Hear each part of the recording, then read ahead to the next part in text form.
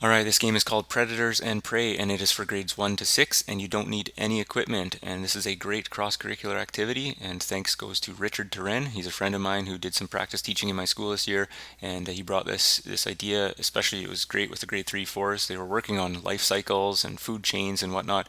So the first thing is you can start with the conversation. It's a perfect way to bring it up and have examples of the different types of animals that are herbivores, carnivores, etc. So we've chosen our bunny rabbits to be the herbivores, and they are going to be just running around. They're the runners in this game. It is a tag type game, and then you have the omnivores. So we've chosen red foxes as the example, and those omnivores, you can give them a pool noodle if you want, or a penny or something to distinguish them. You don't have to, but you can.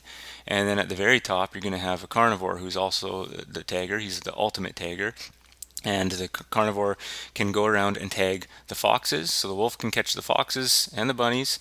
The foxes can only catch the bunnies, and the bunnies have to just run and run away. And as a teacher, you're going to be the disaster, and we're going to explain that in a second here.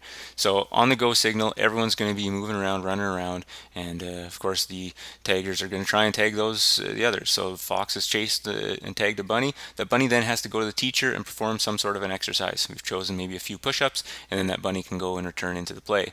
It's the same thing now. The wolf has gone and caught a fox.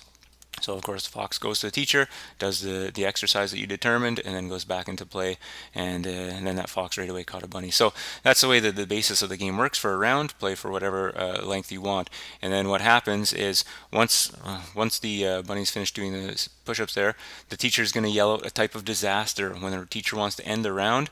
So forest fire in this case. So forest fire, and then that teacher is going to go a little bit crazy, turn into a fire, run around, swinging the arms around, chasing after people for a little bit, just to symbolize that the forest fire is going to go and wipe out everything, and so it's the danger of forest fires.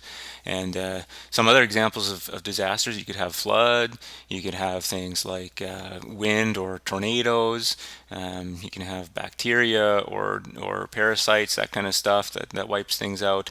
You can have human impact of factories, pollution. So a lot of discussions you can have, a lot of different fun activities. Also, some examples I want to give just of predators and prey.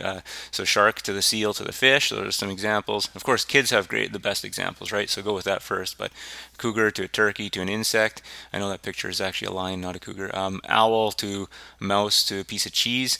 And so, okay, well, I guess the cheese isn't an animal, but anyways, you can use your imagination and come up with your own. Thanks again, Richard, for another great game idea. If you haven't seen his other game idea, it's called Snow Pizza. That was super fun too.